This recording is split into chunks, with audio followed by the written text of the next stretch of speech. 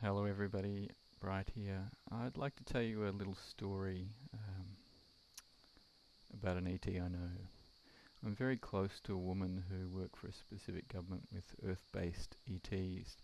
My friend has a very close relationship with an alien I will call Dude.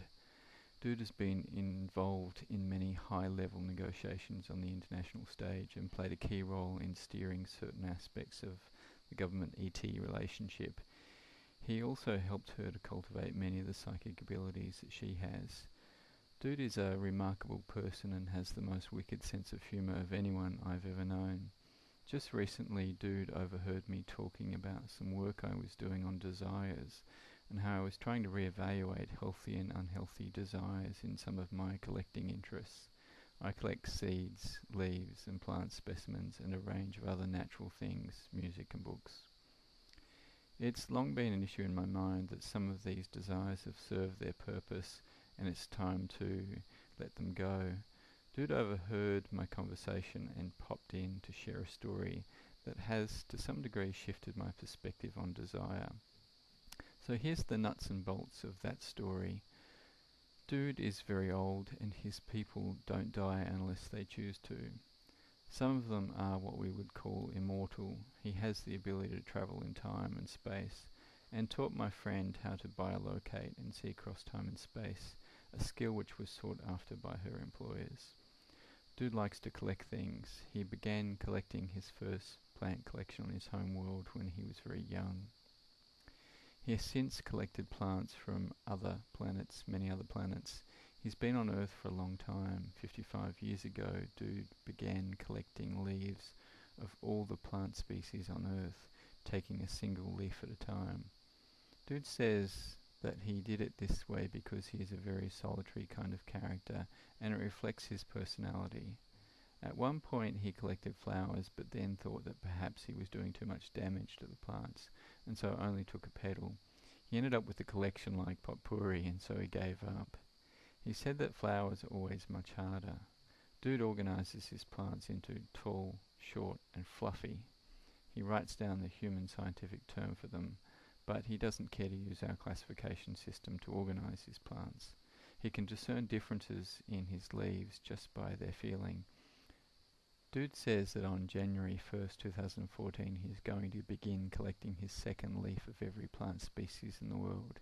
This time he will seek out different individual plants and is interested in collecting different sized and colour leaves to the originals. He says that the plants change a lot across the seasons. Dude looks forward to finding new plants he did not know about or could not find the first time. Dude finds different plants, whether it's actually different species I'm not sure or perhaps something else, by holding his hand out in front of him and discerning the feel of the plants in a given locality. He can expand his awareness of the feeling to cover a great area, perhaps as large as the earth itself. Sometimes he walks around in his true form and sometimes as a human. He happily walks among us all the time. Dude says that sometimes he carries what we would recognize as a backpack and collects his plants that way, and sometimes he sends them back to where he stores them as soon as he picks them. Dude says that finding each leaf creates a journey and gives him so much joy. These journeys help him to explore and experience Earth in a way that he can't do on his home world or in his craft, or by interfacing with any technology. During his journeys he meets people, animals, places, things, and interacts with our world. He feels the warmth of our sun, hears children's voices and laughter, talks with and plays with children. That is how Rachel met him in a forest. Shares things with children and adults, feels and hears the wind, experiences plants, animals, rain, and experiences things that he can't plan. Dude doesn't think of his collecting as a product of his desires. He says he deserves what he gets. He strongly disagreed with how I saw my own desires. Dude says that he is unusual among most alien peoples. He says that most of them would willingly give away their collection, but while he will let others appreciate his collection, he won't give it away. He says that it's his collection. He has an emotional attachment to every single leaf. Dude's collection has taken him everywhere on Earth, from the highest peaks to the lowest valleys. In Antarctica he picked a leaf from a moss 40 feet under the permafrost. 3/4 of the way up the summit of Mount Everest, he picked a leaf from a wind-blown shrub with black berries and white flowers that looked like a dried twig. In Mexico, he picked a leaf from an orchid that grew on the edge of a tall waterfall. In Australia, while picking a leaf from a blackberry, he turned around and walked into stinging nettles, but he thought an insect had stung him on the butt, and for hours was unable to treat the pain until he went back into the event and saw that nettles had grabbed him. In a town in upstate New York, he was talking to an elderly lady while picking a leaf from a daisy-like plant. He gave her the first leaf he picked. While bending down to pick the second leaf for himself, a fancy dog dressed in jewellery and doggy shoes peed on his hand and his leaf. He was forced to keep the leaf because he has a rule that whatever he picks, he keeps. If a leaf gets broken, he keeps it. If a leaf gets wrinkled, he keeps it. If a leaf is ugly or covered in insect scales, he keeps it. Or if it's covered in snooty dog piss, he keeps it.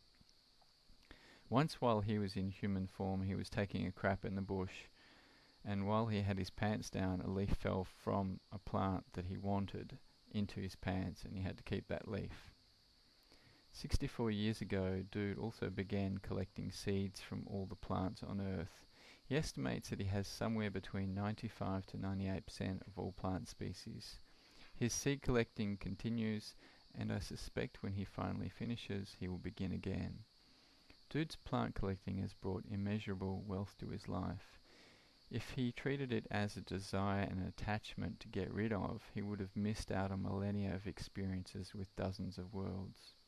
His plant collecting has given him the opportunity to experience each world intimately, interacting with people, plants and animals in every possible environment, whether it's on top of a mountain, on the surface at ground level, under permafrost, in someone's garden, in a botanical garden, under the ocean or in a cave. Sometimes Dude has got so distracted by other unplanned things that unfold when he sets out to collect a specimen that he's forgotten to get it and has to go back on a new journey. Oh, and Dude was very offended when I said that his collection was like a museum collection. He reminded me that his specimens don't get locked in dark drawers, cupboards or rooms or get forgotten, and he feels a connection to all of them. So, if you think aliens are reptilians that organise terrorist training in supermarket car parks, or reptilians that steal people's babies, or get into fights with military personnel, or greys that do anal probes, or any of the countless stupid things that pass as alien disclosure, think again. Dude is the real deal, and he is more like us than we can possibly imagine. Just funnier, smarter, and a little more compassionate. Oh, and his race dies by choice when they are ready. I know what I'll be doing on January 1st, 2014.